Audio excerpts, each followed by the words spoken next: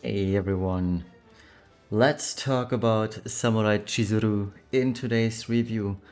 But before we do that, I'd like to address one minor slash not so minor thing, and that is the constant bickering about not today's, but this week's maintenance, rewards, etc. While things haven't gone smoothly the last couple of weeks, extended maintenance, but I don't feel like that's a huge issue. We've had extended maintenances for weeks, for many hours constantly last year. This year, it's been a very smooth ride so far with just minor hiccups, so I don't really see why people would be upset about this. Then there's the other thing. We got pretty good content this week. I feel like the Clash of Worlds is very, very cool. It allows for some very cool compilations of team comps. While yes, the fight itself is bugged, the MP drain mechanic doesn't really work as it is intended or should be working. Minor hiccup, I'm super certain Gumi will fix this and the fight probably won't really change that much with it working properly, because you still have that one unit dying regardless, at least on some turns, not every turn, but the overall scope of the fight doesn't really change that much, other than you being able to squeeze out more damage, which already isn't much of an issue. The other thing is it might just tone down the morale requirement, because you won't have a unit die every single turn and don't not get penalized for this. But again, you can work around this. It's not the end of the world. And then there's the Chamber of Vengeance thing. I've seen a few people, not very many, but a few people being very upset about the rewards, which I feel like, what? The rewards in a Chamber of Vengeance are extraordinarily good. I don't know how Gumi was able to squeeze in these things, considering I feel like the worth of the rewards, with all the mystery crystals, with all the mastery crowns that we're getting from this, and one eraser cactuar, which is the huge icing on the cake in my opinion, it far exceeds the 100,000 lapis value. And I don't know what people are expecting. Are people expecting to get 100,000 lapis sent to their bank account right now when the server goes live? I don't know. Or EX plus 3 Samurai Chizuru when they defeat Morgana. If that's what you're expecting from such an event, well, there's only one thing to gain from, that's disappointment. But the rewards, I feel like the rewards are amazing. And even for new players, even if they just clear the basic version, the pro version, which isn't all that hard, to be fair, you can already get your ring. The ring, the very first ring in Clash of Worlds is fairly cheap at, I believe, 250 Xenostone shards. And you can get that. You can already increase its stat quite significantly, and it will boost your damage very much so. So this is a great place for beginners to learn the mechanics of morale, because that's a huge deal in the global version as opposed to the JP version. And all around, everything that's handed in the new Chamber of Vengeance is amazing. So I don't see any reason to complain about anything, especially in Chamber of Vengeance. It's really cool that we got this. I'm very happy that Morgana isn't a pushover. And they did very well on that fight. But that's about it. That's just a small side note, a small rant on the ranting, basically. I may have sound like a Gumi apologist, but I feel like there are other ways or other reasons to criticize Gumi. Some of them we'll be having a lot in the foreseeable future. But today is not that day. We should criticize Gumi for some minor hiccups on maintenance or bugs in an overly complicated game as is already. We are all humans after all, not machines, so mistakes are bound to happen. And I'm sure you've made a lot of mistakes during your working hours as well, but nobody really cares unless it's a huge screw up, which this wasn't in my opinion.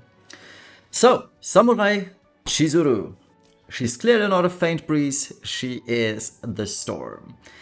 And she is a very, very strong unit. So let's get right into this review. I already spent 5 minutes So Chizuru is a supporter in base form, which may be surprising because she has that attacker tag, but it's literally just 4 abilities that she can use, and that's pretty much it. And I actually put her multicast on display because that multicast is kind of indicative of her kit. Because when you read this, and I'm sure you found this out already, it does not include all her abilities. The 4 abilities, the 4 only attacking abilities that she has, those are excluded from multicast. So basically what you can multicast are all her supporting abilities, but not the ones that are actually important, which we'll be seeing in just a second. And the Brave Shift has absolutely no multicast, so you can only single cast her abilities, and that makes up for a lot of glaring kit issues, because unless you plan to burst twice with her, first turn of Brave Shift, third turn of Brave Shift, there isn't really much to do, as her Brave Shifted LB grants tag attack, the tag, so to say, to her abilities, and before that it's just a single cast of 3 bolting strikes, and you have to chain this up with someone else.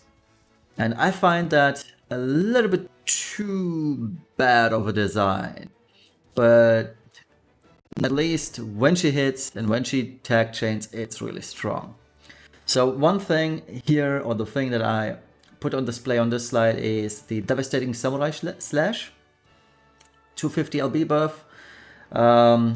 It's the wiki is very wrong on quite a lot of the parts, and whenever I saw something wrong, I either excluded it or corrected that mistake. So the Devastating Samurai Slash actually fills her limit burst to max instead of just I believe it's 10 or 100, I don't know, but the game states max.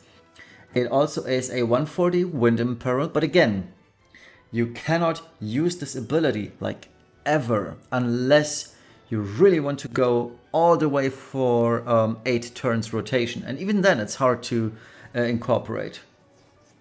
So it's kind of but as a morale ability, it's 2500x max modifier. It's not the worst, it's also not the best, but it's decent if you want some chip damage along the way while waiting for your LB gauge to be full again. And now let's check out the kit. So we've got Insect Pulverizer, we've got Stone Pulverizer, we've got Plant Pulverizer, and Beast Pulverizer. I didn't put them all on display because they are all doing very, very similar things. So what this ability, or what these abilities do, is a 250 buff for Chizuru herself, for Stone, Plant, Beast, and Insect. And it also does a 150 buff for the party for the aforementioned killer types. And then last thing is that 800x modifier damage to the aforementioned types. Now, if you're not hitting one of these types, it's just a 1x ability, and thus basically useless. Meaning all her base kit, if you're fighting a demon, for example, it deals literally 0 damage, which is kind of bad, because in that case you do not want to use her. It's the base form, that is. The Brave Shift is a different deal. She also has a few cool abilities in her base form. Those can be multicasted, by the way, which is okay. It's Focused Strength, Focused Mind, Focused Body, and Focused Spirit, each doing different things. In order, like I said, Cure Attack Break, Cure Magic Break, Defense Break, Cure Spirit Breaks. It also increases stats by 400 for each one of them to all party members for 2 turns, effectively 1 turn. And what it does is quite different. So the strength one, the attack one, it provides 5 evasion stacks for the entire party. The defense one grants a 5k HP barrier that scales with morale up to 12,500. No, that was the magic one, sorry. The defense one provides 85% physical mitigation for the entire party, and the spirit one provides an 85% magic mitigation. No general mitigation so far, but those are quite valuable abilities in itself, and I do like them. And I used the focus strength and focused body on my Clash of Wills clear, just so Sylvie could easily survive the huge attacks that the boss does on turn 2, for example. On the Brave Shift side of things, right hand side of the screen, we've got Spring Wind Blade. Now that is pretty much a carbon copy of Sylvie's AoE amps. However, Chizuru doesn't have that AoE bonus. So this is basically for herself. It works exactly the same as Sylvie's. She removes all prior imbues and imbues herself with wind for 5 turns. It is also a blanket 60% wind imbue.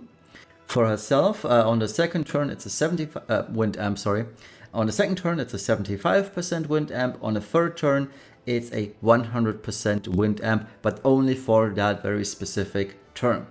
This can only be used once per battle, so only use it when you're really sure you want to burst. And yeah, I mean, it's a good ability, and for me as a spreadsheet guy, this actually led me to kind of mull it over it, because how am I gonna calculate Chizuru when she actually does have a 100% amp for herself? So that, but I figured out how to do it, and we'll see it later. Chizuru also has that AoE imbue and amp, which is the Orochi Blade, 5-turn imbue for the entire party with 45% amp physical and magical, which is pretty much on par with Bulwark and Melodic mascots in that regard. Yep, so the kit in itself is okay, but it has these huge glaring issues that you cannot multicast Insect Vaporizer, and if it doesn't hit on race, it's basically useless. So, like, while the kit in itself is rather deep, it is also very bad because most of it doesn't do really much, because you can either only single cast it, especially in a Brave Shift, or it just isn't really helpful for a lot of situations. So let's check out the Limit Burst, because the Limit Burst is another mixed bag. The base form Limit Burst, for example, is absolutely useless for the most part. So what it does is it increases physical accuracy by 100% for the party, which is never really an issue, so to say. It is a 160 beast and plant killer buff, physical only. Keep that in mind, no magical buff here. And a 30x modifier ability that scales with morale up to 100x for all abilities that are listed below. And if you're checking the list, it excludes defense ignoring mechanics.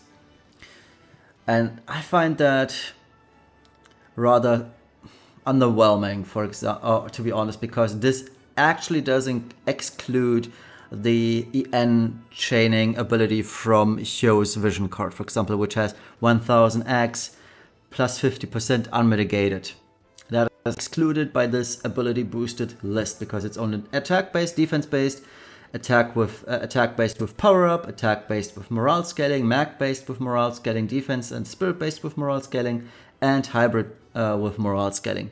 But all the other ones that are attack based with defense ignoring or spirit ignoring, those are sadly excluded, which is kind of disappointing. Furthermore, it is also lasting for 1 turn only. So for the very specific turn that you use this on, it's going to last for.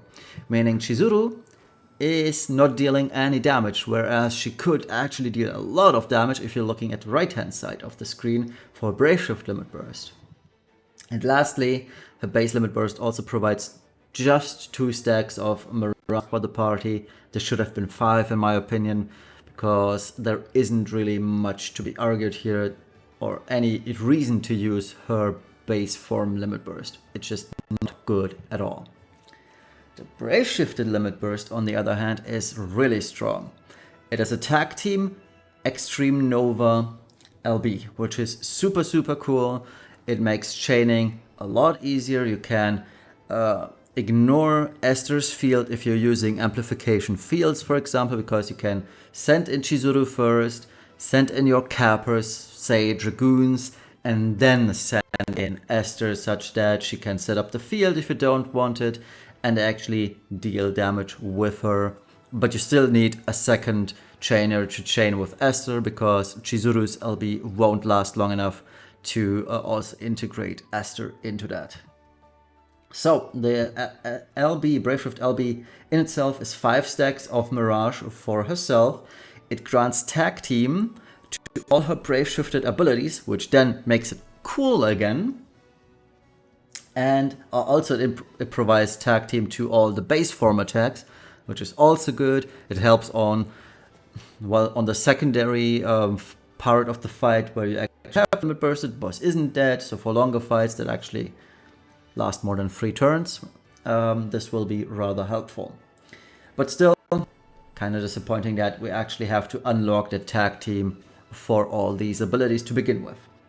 Nonetheless, the LB is morale scale for both portions, and this one works like Sky's limit burst. So you have that first attack 50x and a secondary attack at 300x, meaning she's 350 right from the get-go. And the cool part is, because those are 2 separate hits, the first one being 29 and the second one being an actual finishing move, you can double dip on A, TIE vs Spirit, that's another 60x total increase, and B, you can double dip on Sylvie. Now outside Clash of Wills, Sylvie just double dips on the 10x for the morale scaling portion, but that's still 20x increase, meaning she has, or Samurai Chizuru has a 430x outside of Clash of Wills. And inside of Clash of Wills, let me just quick math this, it's 600 from max morale, it's 660 from TIE vs Spirit, and add another 30 multiplied by 2, so 720, unless I miscalculated this, should be where it's at. But I have it on my damage sheet, which we'll look at in a few.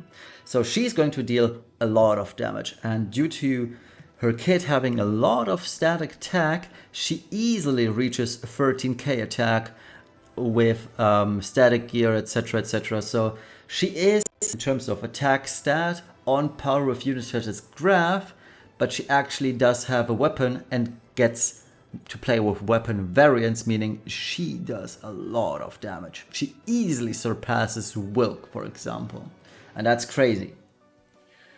But before we check all that, let's take a look at her TMR, STMR, and Vision card.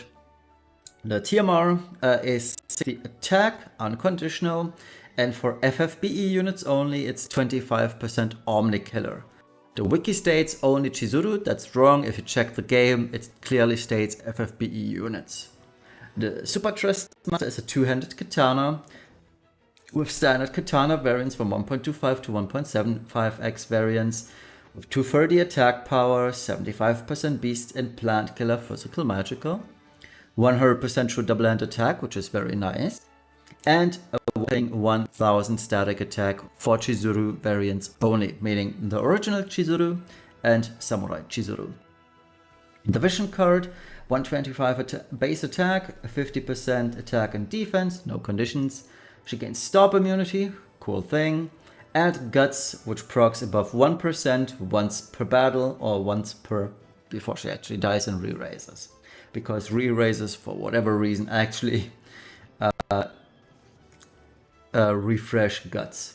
And at level 10, it's a 500 static attack and 25% Omni Killer, but the level 10 passive for FFBE units only. So all in all, I feel like the TMR is okay-ish.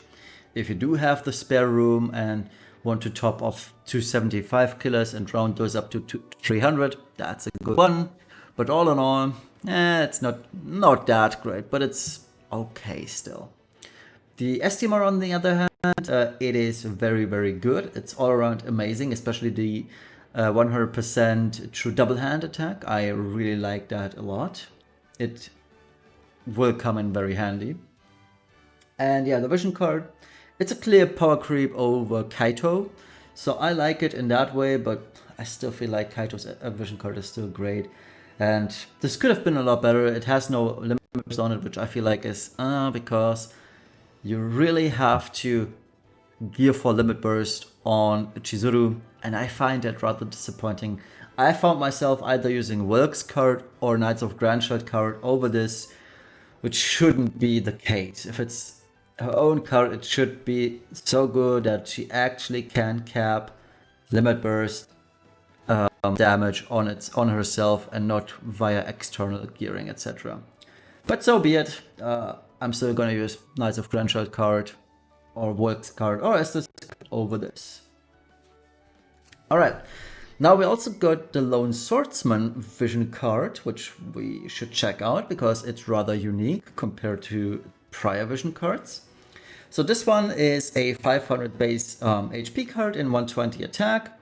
Passives, another 100% HP in attack, unconditional, 500 static HP in attack, also unconditional. It's also a 100% beast and plant killer, physical magical, which leads me to believe that we are probably getting some kind of beast plant dark vision boss or 12 type race soon, because why would they specify beast plant if only half of it is the current boss's type? I find that very weird. But anyway, and the third one is the very unique part about this. The third passive unlocks an ability that allows the user to use an EN frames all enemies attack. It scales of attack stats, so that's very important to note here. It's 1000x with 50% defense ignore, meaning it's effectively 2000x modifier damage. It's ready on turn 1. For some reason I had this ready on turn 3 on Thursday. Maybe that was a bug, I don't know, but it is ready on turn 1. It has a 3 turn cooldown once you use it. And all in all, I find that card very strong for OTK teams. It doesn't really have that much really use outside of it, but you can still go for OTK stuff, or in Dark Visions when you want to chain up another unit that is, say for whatever reason you're using Roka on the team. Roka is an FFBE unit, she can use that EN frames. Instead of using either nothing or bolting strike frames, you could use this and chain this up with Esther, for example. That's awesome. And it's a good use of the materia, even though other units would benefit more from this, such as Freyevia. Unironically, Freyevia's damage actually improves with this card because it has a higher modifier than her Brave Shifted or base form Limit Burst.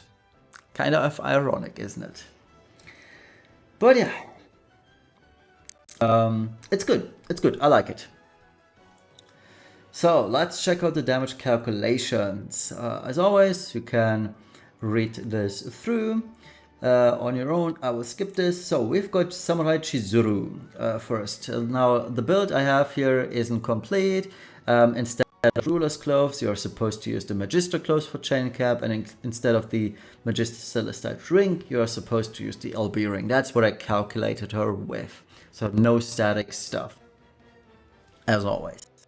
This build has 275 Demon Killer, 200 Aquatic Killer. For some reason it actually turned out to be rather difficult for Chizuru to build all of this. But then again, she's not premium, so no Omni Killer outside her specific gear. Still, she reaches 12,985 attack with no static clothes, that is, which is rather crazy if you want to include the static helm, for example, instead of dragoons, the dragoon helm. Well, she will have 13k attack with the 400% attack boost. That's crazy, honestly. And yeah, I also incorporated Olivera because Olivera has gotten his intrinsic ability. Now the builder isn't updated for this yet, so whenever it states 10,000 needles, that's the intrinsic ability in mind. You also need to add 3000 MP to this because, well, the builder doesn't have that. So in total, my Olivera build reaches 15.6k MP, which is pretty cool. Now, Sky also got an upgrade, but upgrading Sky, I didn't include a new build for her. It's just you swap out one killer and go with it. Then Starlight Elena. People are very hyped about Starlight Elena, so I figured why not go for it and check out her builds. Now, Starlight Elena, she may look very good for the challenges that we have right now, but you will see very quickly that she isn't all that great when you are looking at worst case scenarios. So these are the builds. I have no clue whether those are perfect, especially the true double-handed one, the true dual-wielded one. Yeah, it's kind of whatever, I guess. But it looks decent so far. And here is the damage calculation. So Samurai Chizuru is 116% of works damage in Clash. It only took 3 weeks for our latest premium DPS unit to be eclipsed that significantly. A 16% increase over Wilk is crazy. It's absolutely bonkers. Now, granted, she is only, quote-unquote, 90% of Wilk's damage when Wilk is hitting an ideal race in Dark Visions or outside of Clash. But if Wilk isn't hitting an ideal type in Dark Visions, Trials, etc., so non-Clash environment or non-Morale environment, Chizuru is at least 1% stronger. So we can conclude that in Clash of Worlds, Chizuru will always outperform Wilk.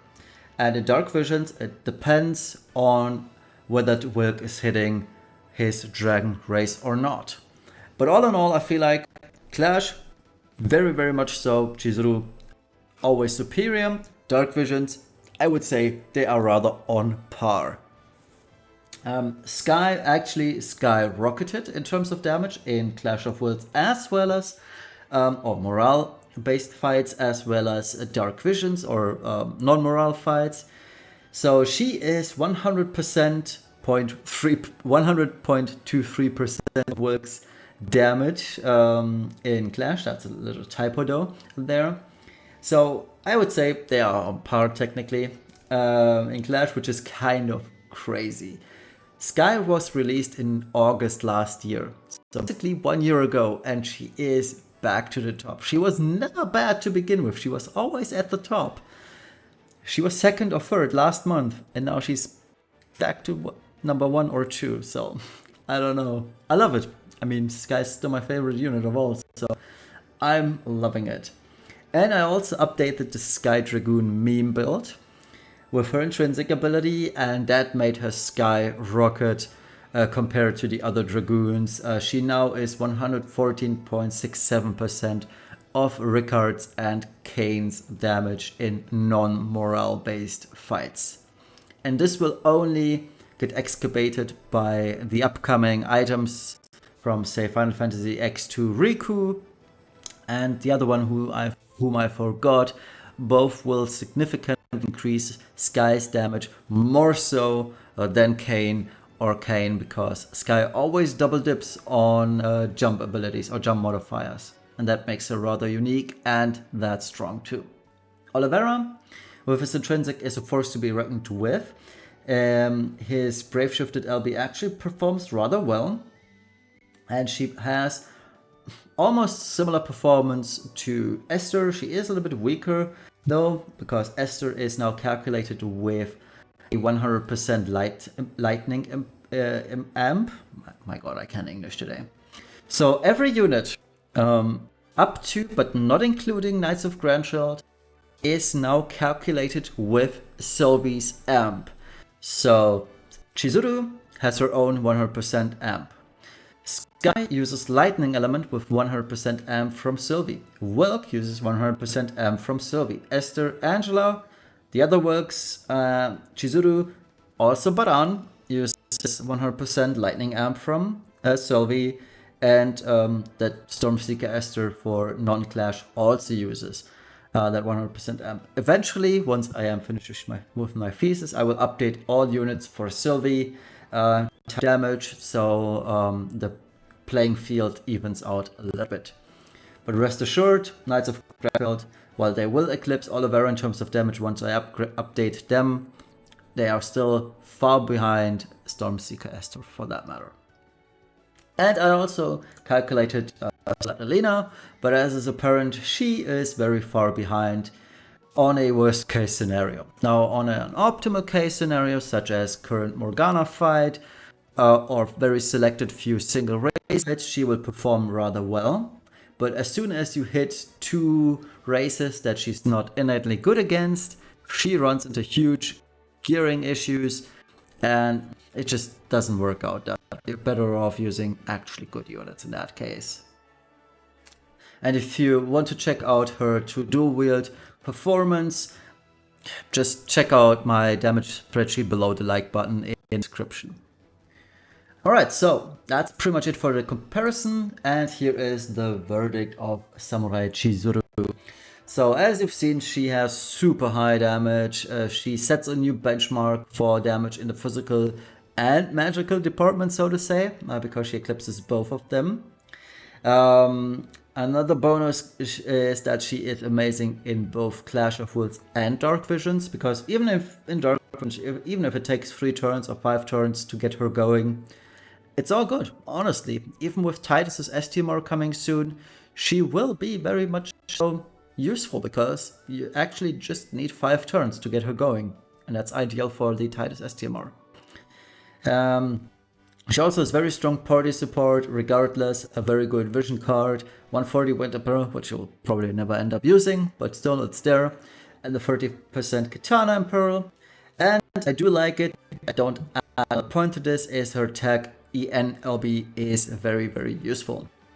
The bad side of things, like I mentioned, are the glaring kit issues. She has an absolutely useless base form LB, which none of this should be the matter.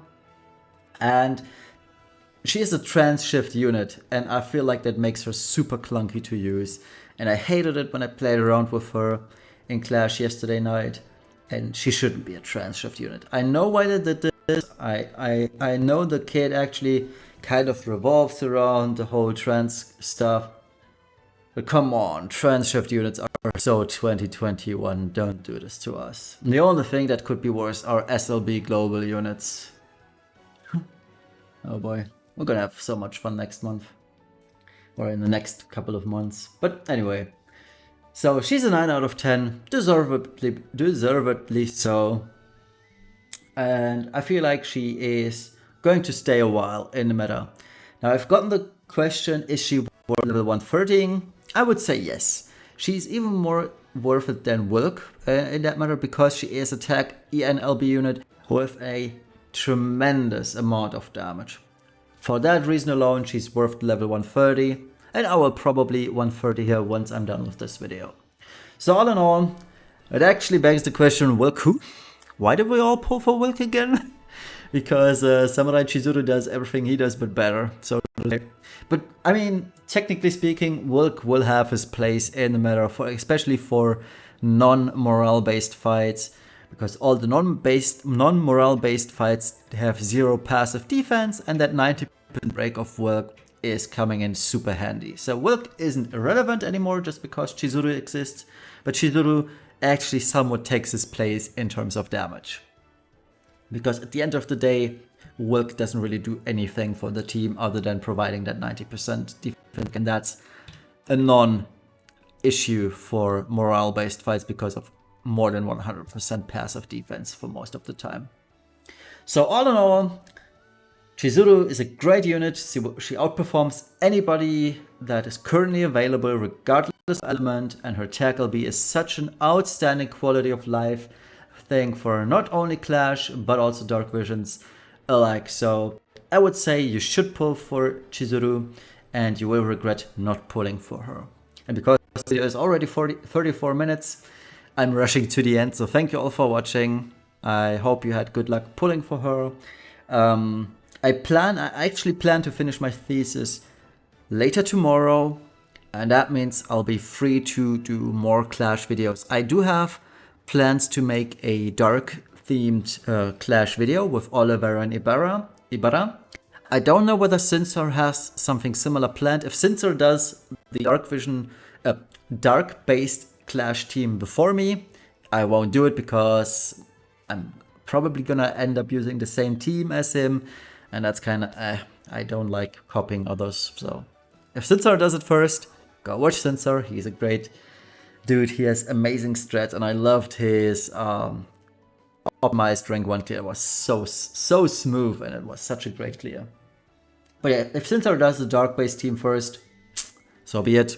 But I have it in mind. If he doesn't do it by Monday, I will do it by Monday. So let's settle on this, right? But anyway, yeah, that's the plan for this weekend. I'll do a Morgana video probably tomorrow, not today. I know I said I would do it today, but let me do my thesis first. So Morgana video tomorrow, another Clash video, potentially on Monday. But that's it. Thank you all for watching. Have a wonderful rest of the Saturday, evening, morning, afternoon, wherever you're from. Peace.